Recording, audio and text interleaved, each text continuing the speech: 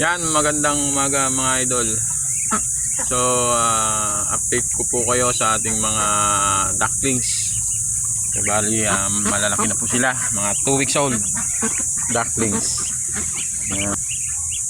Yan, medyo madumi lang yung kanilang mga kanilang kulungan. Yan, 2 weeks old. Yan mga idol. Sa mga may gusto din po ng mga ducklings, yan, nagbebenta po tayo niyan.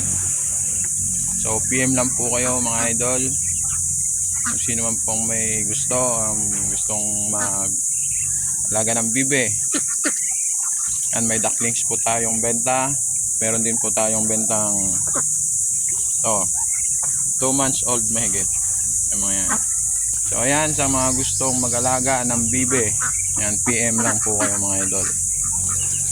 Maraming salamat. God bless.